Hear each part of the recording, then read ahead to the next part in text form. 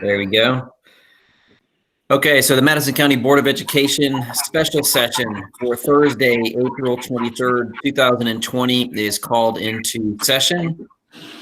Mr. Curry, if you would lead us in prayer, please.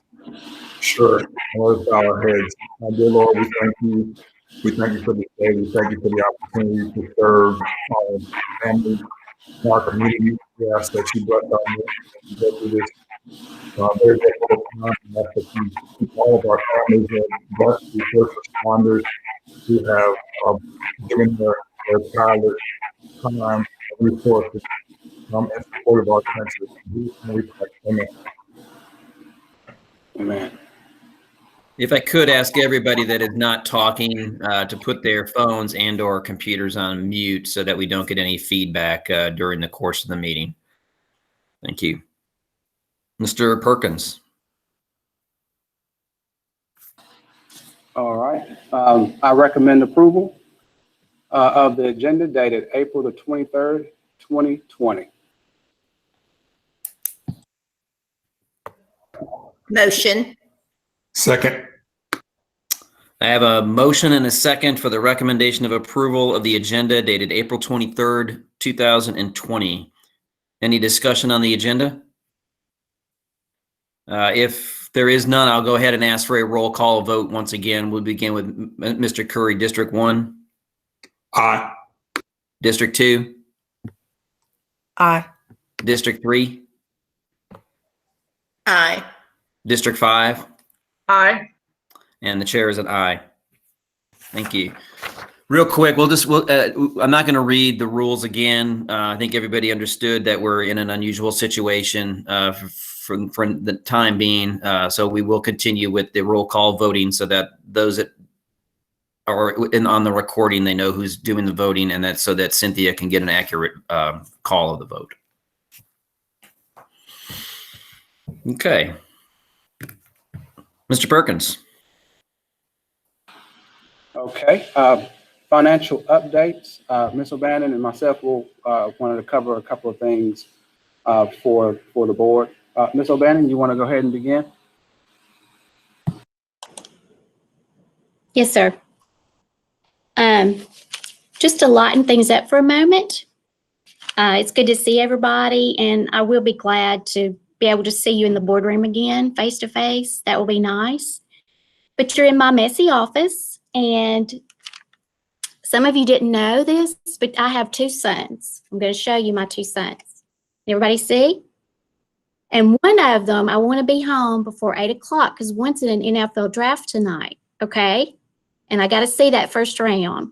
So just a little part of my world that I wanted you to see. Now I'll get to the real. That's pretty exciting, Karen. Congratulations on that. We met him in January, and he is as sweet and genuine and kind as he appears to be. So congratulations. I've adopted him, and it's not because of the money he'll be making either. Is that Tua? That's Tua. Okay, everybody can't see. I've adopted him as one of my sons with Clark. There you go. Okay. The draft is tonight, 8 p.m. So in other words, we have to be done by 7. Yes, sir. No, we'll take as much time as you need. I'll get into the financial piece. We've submitted the February and March financial statements for your approval tonight. This will catch us up. I also sent you a 6-month semi-annual financial summary report. If you want to pull it up, or if you, I'm not tech savvy to have a presentation doing this virtually. However, I'll just go over it briefly, kind of where we are 6 months into the fiscal year, and then we'll go and move on to sales taxes, okay? At the top of the page, it shows our operations, and we're at 54% of our budget for revenues and 53% for expenditures. So we're right where we need to be right now, slightly ahead as we close the month of March. And if you look at the balance sheet at the bottom, when you have a chance, just to compare to this time last year, year-to-date March, cash is up compared to the prior year. We still have some state advancement technology monies on hand, obligated but not yet spent. We have about 400,000. Sales taxes are up. Again, I'm going to talk to you about that in just a moment. Right now, we've collected through February. Okay, so today I just received the check for February. We received that in April. So we're up, our half-cent tax is up by 15%, and that equates to $750,000. And our District 1 cent tax is up by 7%, and that equates to $300,000. And it's up more than projected. It's almost up as much as I projected for the entire 12 months, and we've received 5 months. So that will help us offset whatever decline we may see in future months. Property taxes, of course, we've collected all of our property taxes on real estate, and they're up by 7% or $1.3 million. I budgeted an increase of $800,000, so we've exceeded that as well, and that will surely help us this year too. We expect March to be fine. It may level out a little bit, and we might not see an increase, but we don't know right now, of course, for the remaining months of the fiscal year. To explain how sales taxes work, and this is what it looks like. So we're all anxious to know, okay, what is the impact? But so let's talk about April, for example, because that's the month we're in. When this month is over next week, the sales tax department with the county, they start actually collecting taxes on sales that occurred in April. So they don't start collecting, can't start to collect until the end of the month. So they start collecting and gathering data and auditing the claims and the reports from vendors the month of May. Then when they've checked everything through their internal audit team, they turn those records over to the county commission with those collections, and the information is given to the county commission in June. And that's when a check for them to make distribution to the different agencies. So April, which we know will be impacted probably significantly, other than grocery sales and food sales, we will know what that looks like, those collections are, in June when the county actually distributes the money. So it's not like I can give you an up-to-date. So May, again, we probably will see a big hit, but we won't know that until everything's collected in June, goes to the county in July, and they submit the money to us in July and all the other agencies. So that's how that works. I can't project the summer months or what they're going to look like until we kind of know what the hit is. So we can look at an average, what it looks like in April. That will give us sort of a benchmark to know, and so that we can see, depending on what's going on with the virus at that time, and what those businesses, are they still slowly opening up or not. So once we see April, what that looks like in May, then I can pretty much project what we're going to look like through the remaining of the fiscal year. We could talk about worst case scenario. Lieutenant Governor in a recent memo said, we could see as much, depending on the income tax and sales tax drops in the ETF, we could see a 20% impact of cuts in revenue. That's pretty much like a worst case scenario. The good news is the state is in much better shape to handle that than they were in 2009 through 2011 when we experienced proration. And I went back to look at those percentages today just to be sure I had it right in my head. In 2009, the state cut our budget 11%. And if you think about that, they weren't prepared. If you think about that, every percentage equates to about $1 million for us. So $11 million was cut, what we were supposed to get from the state. And so we had to go into our reserve. The second year of it was 7.5% proration. The third year was 3%. So 9, 10, and 11, we experienced state budget cuts, let alone what we were dealing with locally. So that was around $21 million. But as a result of that, as you know, the state passed the law for the Rolling Reserve Act, and that's going to help us in 2021. We've already heard from the state that they have funds for 2021. They're pulling them out of that rolling reserve monies that have been set aside over the years so that we don't experience what we went through during the recession in 2009. And we just received from the state our state-earned units for next school year to begin our budget. And the numbers matched what we had used in staffing when we did our early staffing in February. Of course, there's no change in divisors, obviously, and we also know that our benefits and cost will remain the same for 2021. There won't be any increase there. And I think I told you this the last time, but I will repeat it. The state, we're going to be allowed to carry over, school systems will be allowed to carry over without limitation, state monies as well as federal monies to help us in 2021, should we need to do that.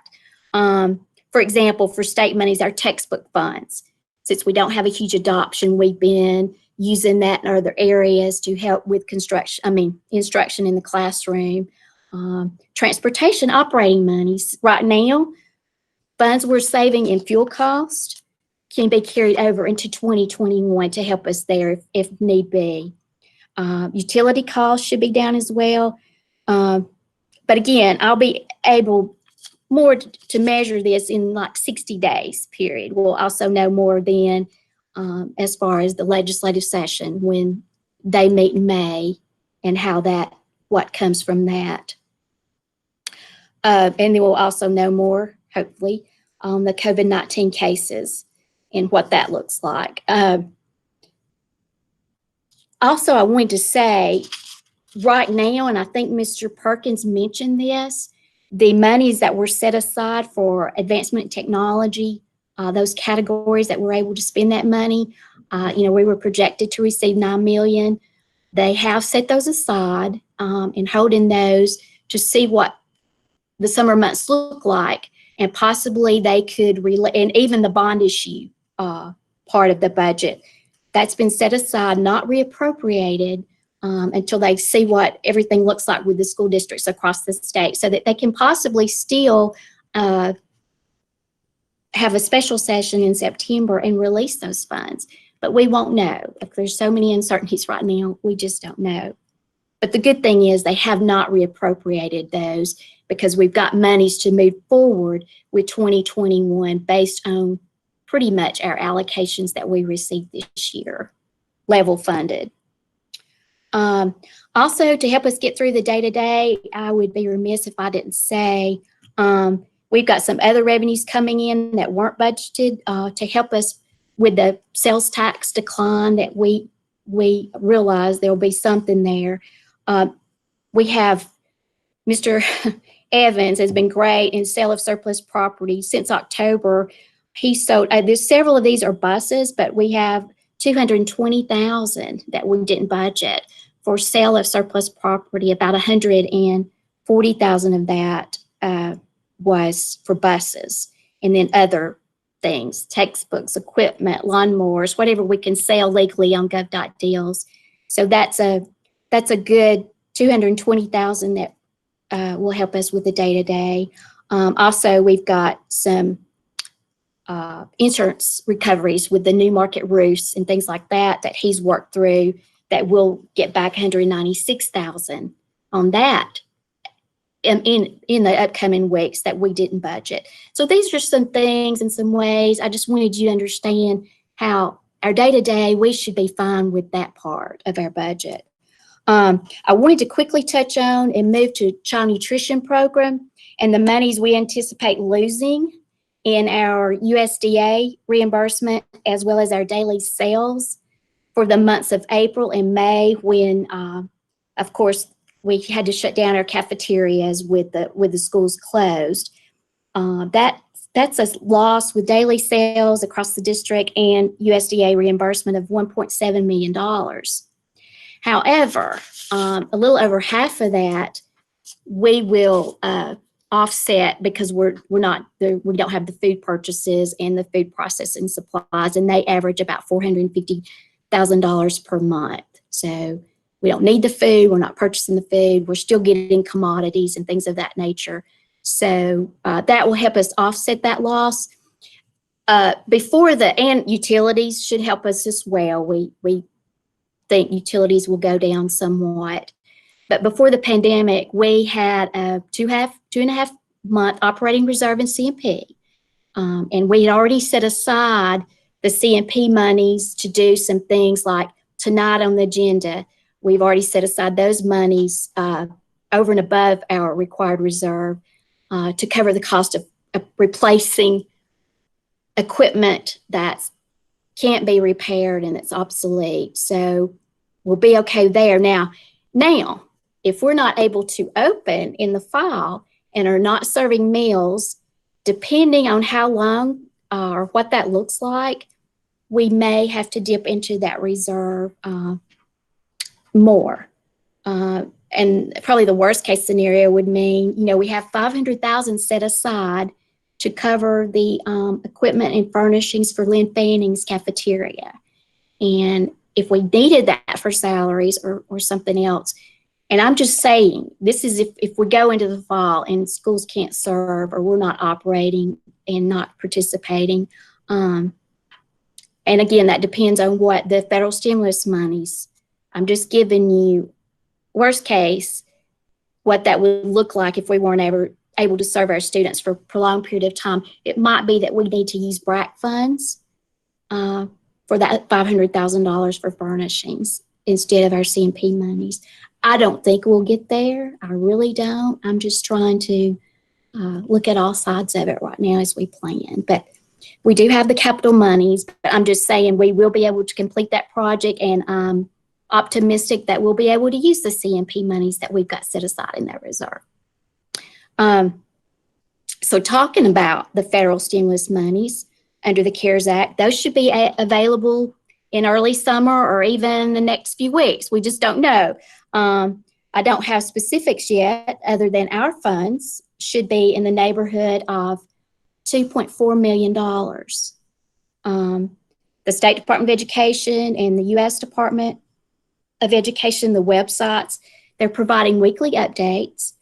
Plus, Mr. Perkins and some of the leadership team, they're in conversations with Dr. Mackey. I'm working closely through ASBO with Andy Craig, and we're getting updates, and we're optimistic that those funds will be released sooner rather than later.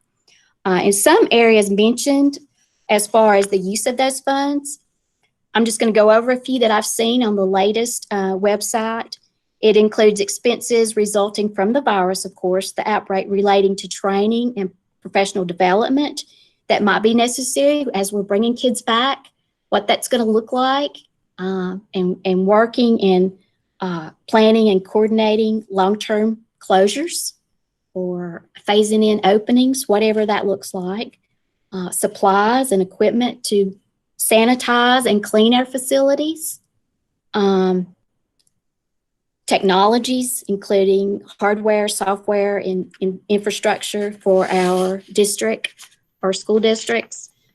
Mental health services is included in some of the information I've seen, and other services for like low income and disabled students.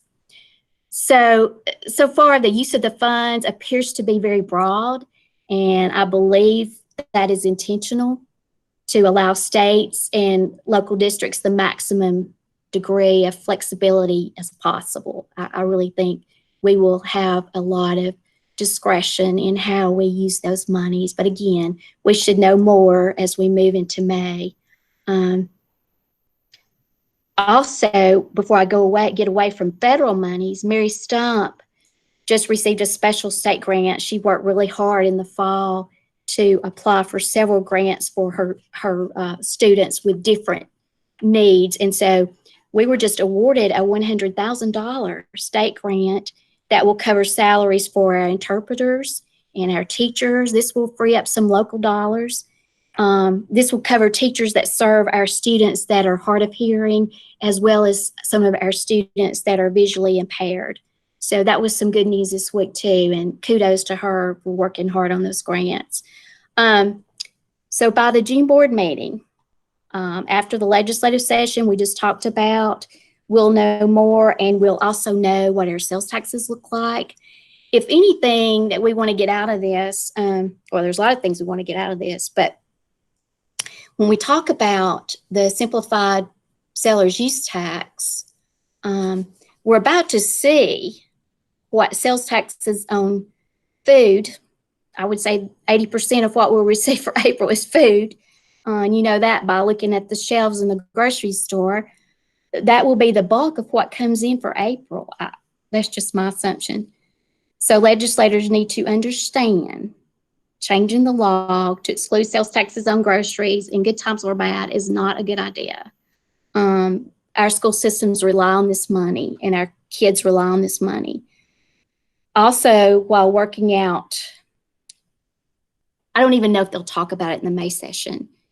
Probably not on the top of the priority list any longer, but while working out the distribution, once that comes up, those issues, or I talked to Mr. Perkins about this, we just need to make sure in looking at those changes, if any, that are put out there in draft form, that this law does not expand to companies, big companies like Walmart.com, big online companies, because they do have a physical presence in our state, and we don't want that piece of the law to go away while we're still fighting for the money that is our money.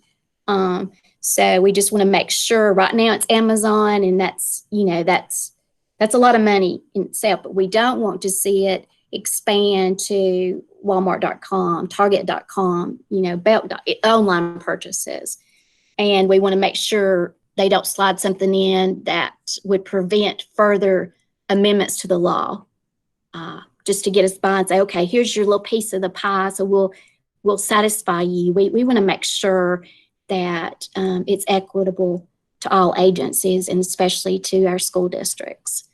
So, but it will be interesting to see what April looks like. I hate we had to go this route to realize what, you know, the groceries and the food and things of that nature look like with so many other businesses closed. But again, we'll know more and can better assess the budget outlook when we go into the next few months at the board meeting, as far as the recovery period and how we're going to be able to stabilize funds to get us into past 2021, even 2021, 2022. But it's just uncertain, and I'm sorry I can't give you more than that tonight. I want to pass this, unless you have any questions, be happy to answer those. Mr. Perkins, I think, wanted to talk a little bit about, he's been working tirelessly with a lot of folks to obtain some grants and special private partnerships, and it's just been amazing what he's been able to do with the team. It's a team effort with a lot of the leadership team helping him, working at quotes and working with him on that, but he's been doing that soliciting, and so I'm going to pass the torch to him right now, unless you have some questions before that. No, thank you, Karen. I appreciate that. And Sherry does. Ms. Rucker does. Okay. Yeah, I had two questions. So when we were serving meals, how much can you compare if we're serving meals versus when we're not? How much are we bleeding in each scenario? Right, Miss. When we served through at just the 6 sites, just to make sure every family was covered, we did that through what's called the summer feeding program. It's the same guidelines. Unless all your sites are open, you don't receive the free and reduced price lunch meal reimbursements through USDA, but you do still receive, through March, we received the summer feeding program, and it was $250,000. But what we generally see on a regular monthly is like $850,000. So we know April and May we won't receive that. Now that includes daily sales as well. That's not just USDA. The USDA is around 450,000. And then daily sales is almost that much as well. We did receive 200, it was a little over 200,000 through the summer feeding program. That's how we were able to receive monies in March. So on a normal basis, it's 450 from USDA and 400,000 kids. Yes, ma'am. Yes, ma'am. Okay. Our daily sales. Uh-huh. And that covers our costs. And we actually make a little. Oh, absolutely. Yes. Mm-hmm. Yes, ma'am. And then the other thing I was going to ask, like you mentioned, Walmart.com. How do we handle? I mean, do you know that that's not going just the same way as Amazon? Well, right now in the law, it says if you have a physical presence in the state, then you can't file through SSUT. But Amazon has Whole Foods, but they're not counting that or considering that. We realize that, and we've raised that argument. However, we need to continue raising that argument. But with Walmart being such a large corporation, they've tried to get their foot in the door. And it's not, they just want to simplify what they will do. They just want to send something in, pay the straight 8%, and then it's not different based on where these stores are located. So they've tried this past, I know last year, to see if they could be included, because they simply want to do what the law says, simplify seller's use tax and just pay the flat 8%. But so far, the law with that physical presence has not allowed them to do that. We just have to be very careful and watchful to make sure they don't change the law to expand it, to make it for Walmart. thanks. Mm-hmm. Thanks, Sherry. Does anybody else on the board have a question for Karen before we pass it on to Mr. Perkins? All right. Thank you, Karen. Appreciate it. Go ahead, Alan. Okay. Just wanted to take an opportunity as we talk about our financials to recognize some funding that we were able to get in to actually work on some of our infrastructure. So, when COVID-19 hit and we had to close schools, we went to a blended learning process. And so, in looking at what we needed in order to plug some of the holes in our infrastructure, was able to put together a proposal to look at those particular areas, and it had to do with access in terms of internet access. It had to do with trying to be more to have one-to-one complete access for students, as well as being able to reach out further into our communities with some Wi-Fi systems on our buses, so that we can actually put those out. And so Facebook was generous in partnering with us, and they gave us some funding, which totaled $939,000 to work into those particular projects, to go towards those projects, to take care of some of those those needs that we actually have. We're currently, working through the details, and those funds will be coming in. But we just put out a press release thanking Facebook and announcing that particular partnership and the gift that they've given us. It's huge in the sense of it's going to do a lot of good in our district for our students. And so I wanted to take this opportunity to thank Facebook for their generous gift to the students and the community of Madison County. We will have a couple of more announcements, working through some details of some other announcements that need to be made in terms of partnerships. But I did want to take an opportunity to thank Facebook for the donation and for the partnership and for investing in our district, investing in our students to make sure that they get the access and the high quality education that we are known for giving our students. So that's kind of what I wanted to allow to get an opportunity to put out there. Thank you, Mr. Brand. That was excellent. I mean, you briefed Nathan and I last week, and we had our agenda meeting, and I think that is excellent work on everybody's part to secure that funding so that we can, get our kids the equipment they need to be successful while we're going through this little stage of whatever it is that we're going through. But certainly, if it continues on, they'll be critical pieces of equipment to ensure that our children are given an education that they deserve and need. So, thank you. All right. Any other questions or comments? I guess we never did get a recommendation, nor so we're going to need you to do a recommendation on this portion of it.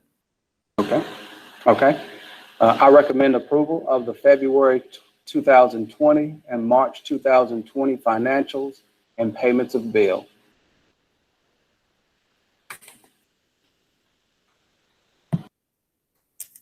Motion. Second. So I have a motion and a second for the recommendation of approval of the financial statements and payment of bills for February and March of 2020. Any additional discussion on this topic? And thanks again to both Karen and Mr. Perkins for a wonderful presentation. Sherry, go ahead. Yeah, I just wanted to ask Alan, especially since all this took place, I'm sure a lot more people are buying online because they have absolutely no other options. So have we had any discussions with the commission, maybe in terms of what they budgeted for internet sales versus what they're realizing, and any sort of way to come to any kind of discussion on that maybe some of that, especially in light of these circumstances, to be rendered to the schools? As of today, we have not had that conversation, but I'm pretty certain that will be part of a future conversation.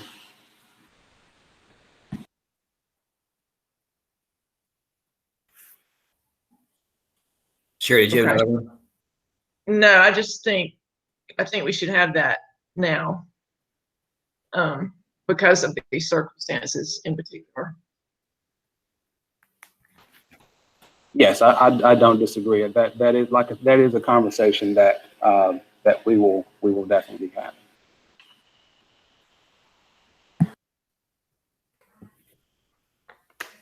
Okay. I guess they won't really know themselves what the difference is, right? Until maybe the end of May, is that right? Yeah. Go ahead.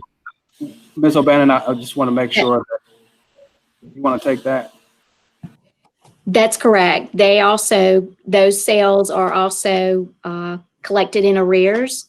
So as far as the increase in buying online, I'm sure it's huge for April, but we won't know that information, and they won't know that information for another until 30, 60 days when they close out this month. And we're tracking it through the Department of Revenue's website, like just in regular, normal times. It doubled, went from 2018 to 2019, the collections. So I'm sure this year will increase significantly with everyone buying online. But a lot of folks, again, are buying on Walmart.com and other Belk.com and things like that. So we still receive distribution monies from that. But again, they won't know today. And I'm not sure how they budget that, but they won't know anything for probably another 60 days. Thanks, Karen. Okay. Any additional discussion on this? If there is none, I'll go ahead and get a roll call vote. District 1? Aye. Ms. Bates, District 2? Aye. Ms. Stowe, District 3? Aye. Ms. Rucker, District 5? Aye. And the chair's an aye. Okay. I recommend approval of bids as attached for now. Motion. Second. I have a motion from District 1 and a second from District 2. Any discussion on these? We got an email that I didn't get a chance to really read much of, but are there any, Karen, is there anything specific in here that we need to be aware of or anything? No, sir. We pulled the culinary equipment for the Career Tech Center because we, I'm sorry, Buckhorn, because we noticed it was a resident bidder versus a Central, which is out of Indiana, and they had not included the shipping in their bid. So Mr. Roman and Miss Elliott wanted to take a closer look at that. And since we're not in a rush, we want to bring that back to you and make sure we're awarding it correctly after reviewing again what it might cost to put the equipment for shipping and installing the equipment, putting it in place. So we wanted to pull it today so that we could look at it a little bit closer, and that's what we did. That was the only change, except for the information where we added the additional bid that Joe Kazort submitted on the bid for the freezer Right. cooker for Hazel Green Elementary. Hazel Green Elementary, yeah. Yes, sir. Mhm. Nathan, do you have any questions on that one specifically? No questions. No questions at all. Okay. Any other discussion, questions, or comments on the bids? If there are none, all those in favor, we'll go around the horn. Mr. Curry, Aye. Ms. Bates, Aye. Ms. Stowe, Aye. Ms. Rucker, Aye. and the chair is a yes. All right, continuing on. I recommend approval of the 2020-2021 Student Code of Conduct as attached and outlined. Motion.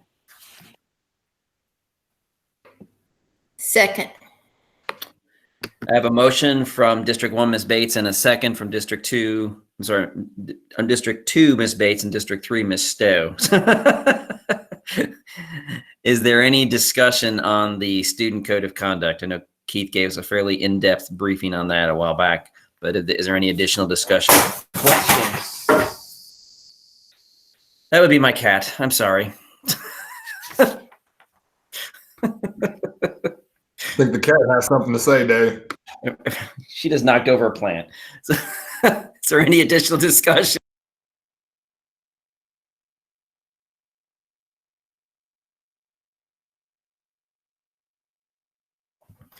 If there is none, if there is none, I'll go around the horn. Mr. Curry, Aye. Ms. Bates, District 2, Aye. Ms. Stowe, District 3, Aye. Ms. Rucker, District 5, Aye. and the chair is a yes. Sorry about that distraction. I knew that was going to happen at some point. All right. Item D, I recommend approval of the 2020-2021 salary schedule as attached and outlined. Motion. Second. I have a motion from District 1, Mr. Curry, and a second from District 3, Ms. Stowe. Is there any discussion? I guess I just wondered, like the policy advisory people, what was their feedback on this? Dr. Minsky, you met with the policy advisory team. Did you want to take this and touch base on it? Well, I think you shared the presentation or their take on it. They were requesting one additional step. I believe that was somewhere around year 17, 18, somewhere in that area. They thought that should be an additional $1,000 to move that group up to $4,500. Ultimately, they would prefer they stayed with the old salary schedule that provided additional funds. But that was another option that they had recommended, was to add additional step of $1,000. And they did do a resolution that I shared with you all, voicing their concerns as well. I wanted to make sure that you all had the concerns and had all the information.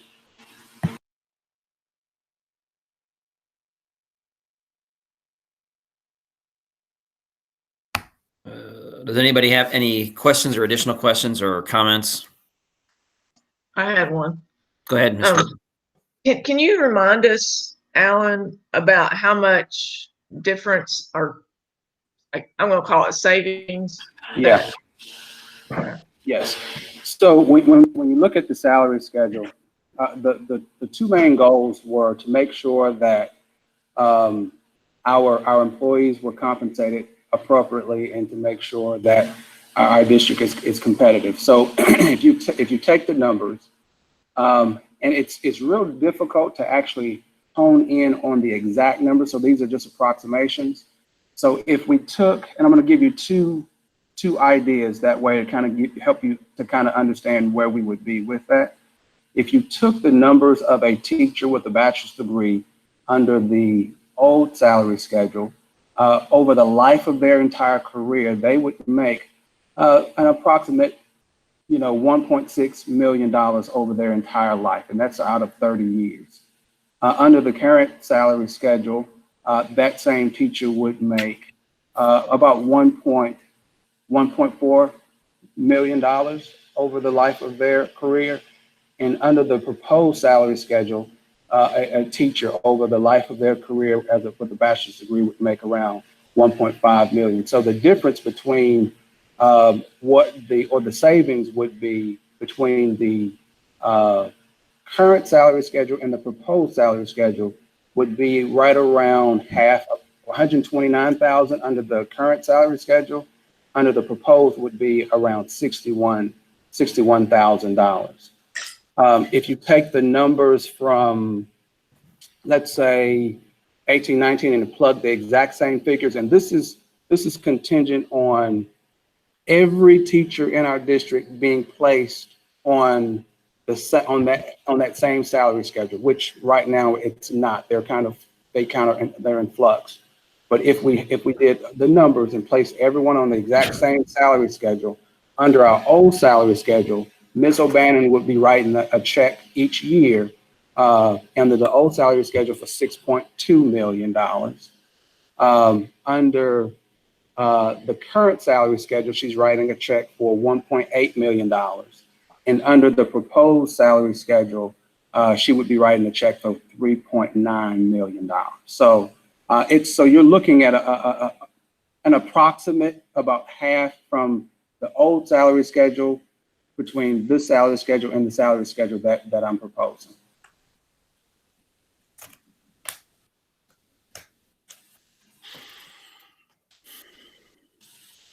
Any other questions or comments?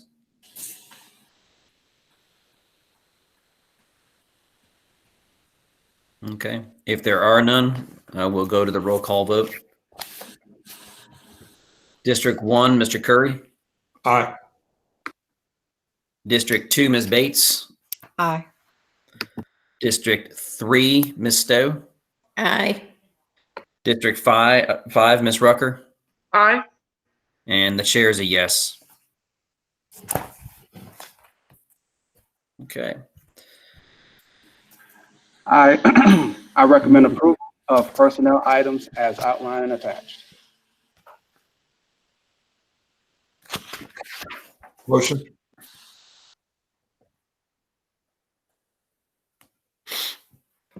Second. Okay, I have a motion from District 1, Mr. Curry, and a second from District 3, Ms. Stowe. Is there any discussion?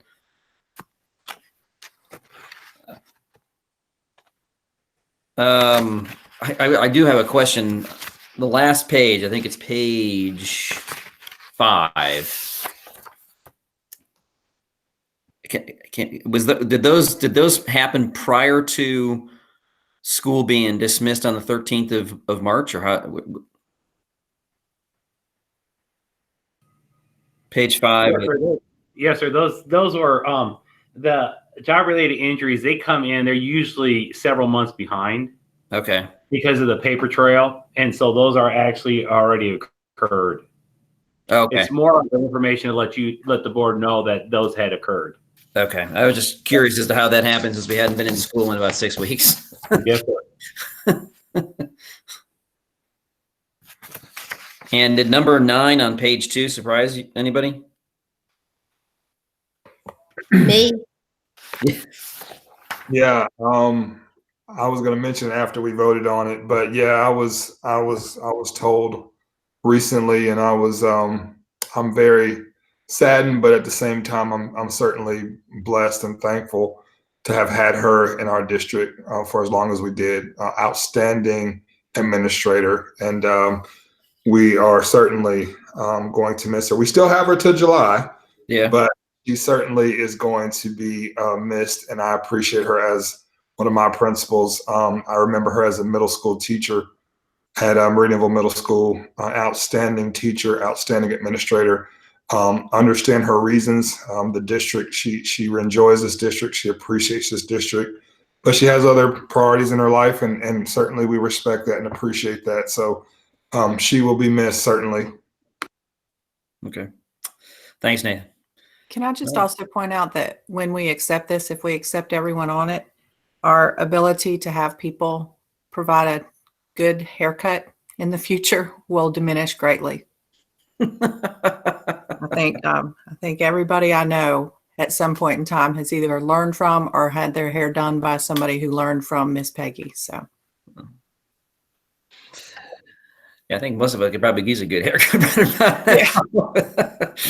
Yes, no does doubt, she no count doubt. as essential right now? I mean, she's a teacher. she is adhering to the restrictions placed on her. Believe me, you can look at my hair and know. Well, Miss Peggy and my son, my oldest son, have a special relationship. He's one of the few males that went through her class at the Career Tech Center about 8 years ago. Oh, about a decade and a half ago. So it's very much, she is very much appreciated from our family's perspective. Got it. All right. Any other discussion? If there is none, we'll go ahead and vote. Mr. Curry, District 1. Aye. Ms. Bates, District 2. Aye. Ms. Stowe, District 3. Aye. Ms. Rucker, District 5. Aye. And the chair is a yes as well. All right. I think that covers the agenda items. Was there anything else that anybody needed or wanted to bring up and discuss? Dave, Who's that? If we can, sorry. Yeah. That's fine. If we could discuss board meeting dates. Dr. Oh, sure. You want to go ahead and start with that? Sure. Yeah. So right now we have scheduled the 14th of May and the 28th of May for our next board meetings. I sent a proposal to you a few minutes ago about hiring schedule for the Lynn Fanning principal opening and the Legacy Elementary principal opening hiring schedules. So if possible, we would like to see if we could possibly do a special session on the 21st if Mr. Perkins is prepared, so that we can get those individuals signed off, although they wouldn't start until July 1. If we can get them involved in assisting with the hiring process for teachers, that will give them an extra week up on it. Would that be in addition to the 14th and the 28th, or move Yes, one? ma'am. No, it would, we just ask for an additional, just for those two positions to get approved. Could we move the agenda to from the 28th to the 21st, so we're not meeting 3 weeks in a row? We have looked at that. The dates with the 14th and 28th really set up well for principals being able to hire new teachers. Okay. And that's kind of why we wanted to keep those. And if Mr. Perkins is ready on the 21st, if there's a possibility we could do a special session, that just helps with the timing of it, as opposed to waiting another week. I mean, we can wait another week to get the principals hired. The concern there is that's one less week that they have to try to find the best candidates. And both of those schools have several openings for teachers for next year. So the quicker we can get them started, the better on that. After that, we're looking at June 4th and June 18th. And those are both Thursdays, if those will work. And then July 9th and July 23rd. So those are the proposed dates that we'd like to propose to you for upcoming board meetings. I don't know about y'all, but I don't have any travel planned. Yeah. I mean, we're hoping maybe over Memorial Day weekend, but yeah, right now we're those dates seem fine to me. They seem fine. So I Open can right now myself. Say again, Nathan.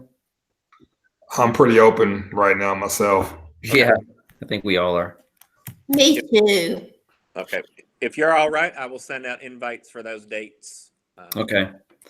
And get those on your calendars. I mean, the hope and I mean, the expectation, at least from my perspective, and the hope, I think, from everybody's perspective, is that at least by the 21st of May, if not earlier, we'll be back in some sort of,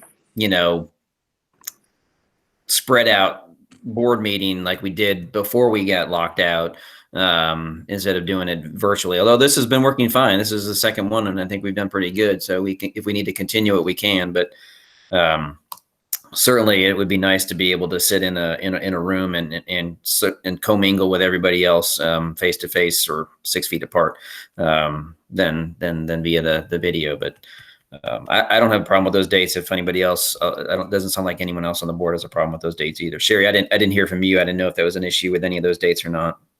We have some travel plans, but we also realize they may not happen. So I don't know. Mark, what were the graduation dates again? The proposed graduation dates, the 15th and the 16th of July. Is that correct? Yes, sir. That is correct. Okay. And we'll be working through that. We'll have a date that we'll be setting up close to beginning of July to determine if we can actually hold them as normal, or if we're going to have to do some other modified graduation. Just out of curiosity, is the VBC going to give us any kind of cut on the price of that location, or are they going to still charge us the full cost? It'll be the full cost. Figures.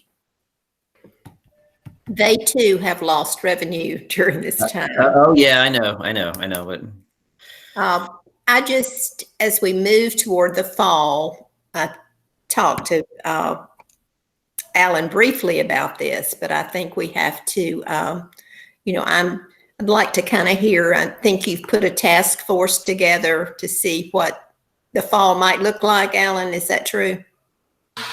Yes, ma'am. We're working on putting something together. I actually had a good conversation with Dr. Mackey this morning as well. And so we really want to engage everyone and kind of get ahead of the game, just to be on the safe side of making sure that we're, that we are moving in the direction we need to move into and putting things in place long before we get to that particular time. So yes, and I'll be reaching out to you all even more concerning that as well, just to put the details of the plans and all the individuals that we would like to have as part of groups and committees and things of that nature. So stay tuned. When you see my name on your phone, don't feel alarmed.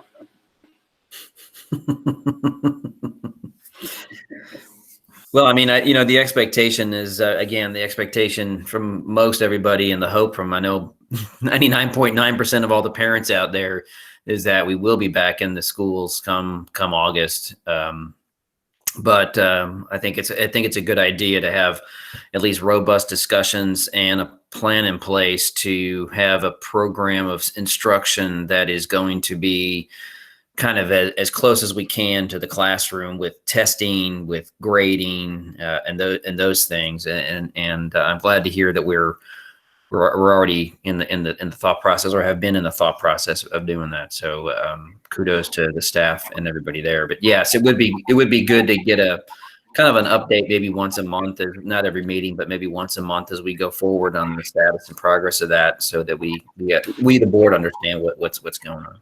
Absolutely.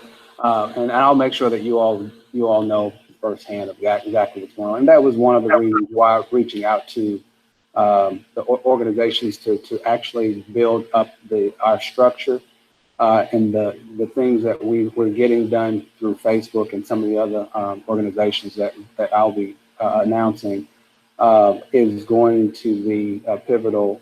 And if we move in that direction, we have to do something continued kind of blended format. But also, if we start regularly, those things will actually help to enhance our instructional programs holistically throughout our district. So we're looking forward to those things. Ms. Rucker had a question, so go ahead, Sherry.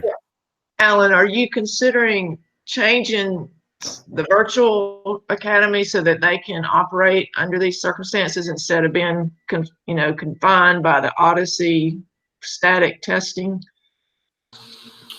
Well, we're in conversations about multiple aspects, and the virtual program is something that we constantly evaluate as well. And so we're looking at every possible option to make sure that we get things in place for our students. So I don't have anything that I would share directly at this particular point, but just know that we're not leaving a stone unturned, and virtual school is part of that conversation as well. So just one more thing on that. So can you give an idea like how much that could expand from, and where it is now, and how much it could expand if that was where a lot of people wanted to head? Alan, you're muted. Well, currently, our virtual program or virtual school is a standalone school. So we are right now looking at it as such.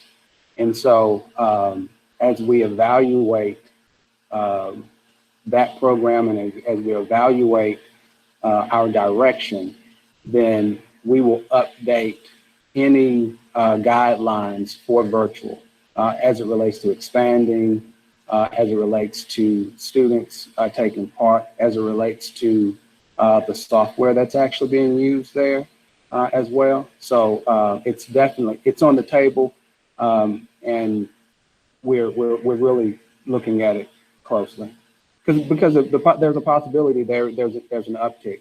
Right now, as it stands, it stands as a standalone school. So we have the staffing based on the numbers that were projected from last year. So we're staffing them based on those particular numbers, and we'll have to see where those numbers where the numbers go. I had a good conversation with Dr. Mackey concerning that this morning, and so that'll be part of a discussion that held actually at the state level as well.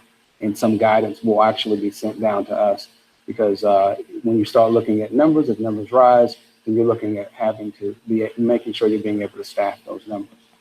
I would argue that you probably will see those numbers rise. I mean, if we do open the schools up, there are going to be some parents out there that will flat out refuse to send their kids into an open classroom, and that there will be some children that have, immune compromised systems where parents won't want their children in an open classroom. So I would say that the odds are pretty good that we're going to see an uptick in enrollment in the virtual academy.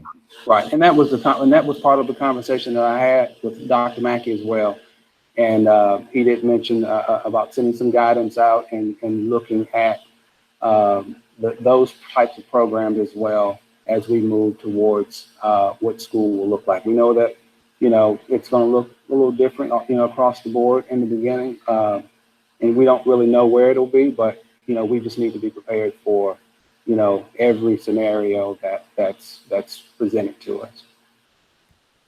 So quick question, is there a capacity limitation, whether it be software or student count? Is there a limitation with the virtual school?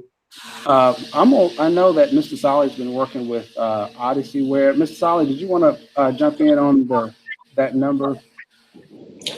Well, the limitation right now would be on the number of licenses that we have. So obviously we could purchase more. So, the staffing there, we're going really from 3 teachers to 15 this year.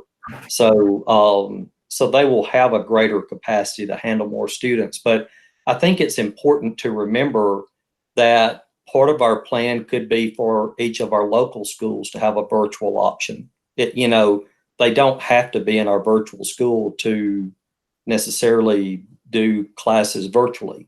That can be part of our plan. So it may be that our traditional schools have to kind of rethink how they utilize their staff to support students if families do choose not to return and expect education to be offered in that way. So we have options there, and I think it's just going to be I think it's going to be important as a part of this task force to reach out to our community to start getting some ideas of, where people are right now. And so we can get some ideas on numbers and start planning for what they're going to expect come fall. I just noticed that as Denmark sent their children back to school, that they were mandating that they be 6 feet apart. And that would be very difficult for us in Madison County. So, there are just so many things to think about, and we really don't know what fall will look like. But I'm glad you're already thinking about it. And, it's always good to have a plan. Do you have a sense of when parents will be asked to make a decision on this? On how they're going to choose to go? While I think it'll be, closer to school, I know we're talking about the possibility of doing a survey the first part of May to kind of get some ideas. Hopefully the state government, Governor Ivey, Superintendent Mackey,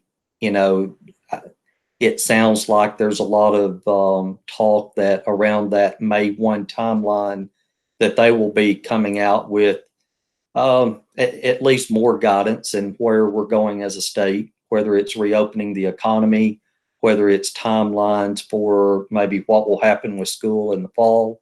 So I think when some of that starts to get clarified a little bit more for the public, I think their minds are really going to be in tune with, based on what we know right now.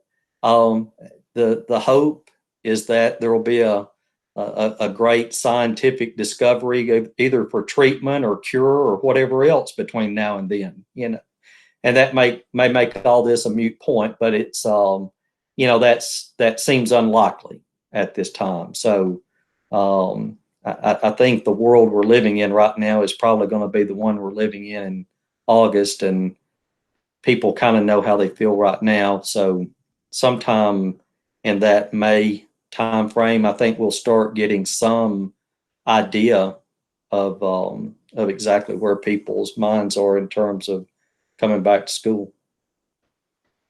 I guess my initial impression would be trying to do virtual school at 27 schools versus 1. That just on the outset doesn't sound like a good idea, but the schools already utilize the same software. The same curriculum as each of our, well, not every school, all of our secondary schools or middles and high schools all use that curriculum right now. And some of our elementaries do as well. So, I guess with anything, there's a learning curve, but especially for our secondary schools, it would be, there are several teachers in the school that are already familiar with the way the product works. And then it's just a matter of, supporting our kids. I think they could do it. There would be a learning curve more so for the elementary grades, no doubt about it. But I don't think it would be as great as what I think between now and the start of school, I feel confident we could be prepared to do that.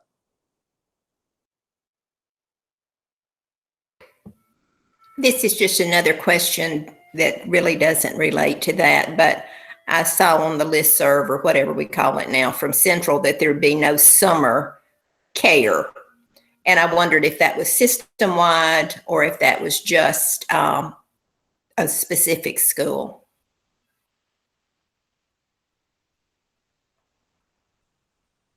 Hello? Saul, you wanna take that one? I don't know. I hadn't. I know that Central asked if about closing their daycare if they should, and it did not seem as though anybody else is going to be running theirs this summer. So that decision was made. So Thanks. I have another question unrelated to the previous two questions. So I've gotten a couple of more requests about the walking track at Hazel Green High School. There's a group in our community that feels like that's a community resource, and really it is, but we've closed that down, understandably so. And I've reached out to several and told them that same thing for safety of everybody involved. Is there a plan as the state opens up various parts of the state? Are we going to wait until schools open, or are we actually going to open up that resource before that time? Has there been any conversation about that at this point? We discussed it quite a bit, a couple of weeks ago before we actually closed it down, because those type of things we really didn't want to close. The problem we were having was some of the areas. I know at one of the schools that has an outdoor basketball court, there were 25 to 30 young guys going up there and hanging out. So it was just going to be too hard to monitor whether you let a mom and two kids go walk on the track versus 30 kids go out. We did talk to the sheriff's department. They were trying to monitor and help too, but just once the stay-at-home order was more in place, we just decided to go ahead and do that as well. Now, we haven't discussed opening it back up. I would think that we probably will. Like starting May the 4th, we're bringing plant managers and custodians and things like that in too on a modified schedule. So we can definitely look at maybe opening parts of that up too. But we haven't discussed it in a committee yet. No. Okay. We will continue to review and evaluate, those type of things, because, we have a lot of those decisions to make. And so basically it's basically we'll review it and then evaluate it and then make a decision based on it. What about tennis courts? Under the way we're operating right now, they're closed as well. All indoor and outdoor. We had signs made up and put them on the campuses. Yeah, I can tell you in one certain spot that's being ignored. Well, and I think our community by and large is following the guidelines of Hazel Green. They're just a little antsy. I mean, at times there's probably 25, 30 families out there walking, and I get it. I think we should have, and I think we did a good job by closing them down. I think as parts of the state open up, I think we'll start to get more questions about when we come to that specific resource. So, but yeah, I'm in total agreement at this point to keep it closed until we have some plan in place to open it up systematically.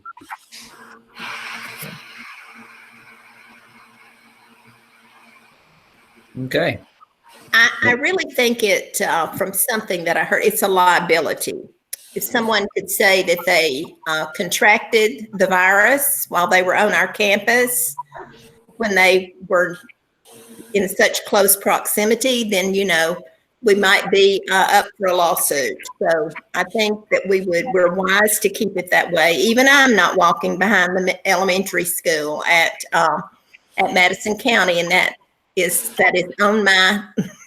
on my trail, but I'm not doing it because I think that when they begin to lift things, then, there might be some things we can do to help the community. But, we can't afford to be sued right now. Yeah. Right. That's correct. Agreed. We're going to go ahead and move on. And if you have any further questions on this particular topic, go ahead and send a message to either Jeff or Alan, and they'll look into it. Okay. If there is nothing else for the good of the board, then I'm going to go ahead and ask for a motion to adjourn. Motion.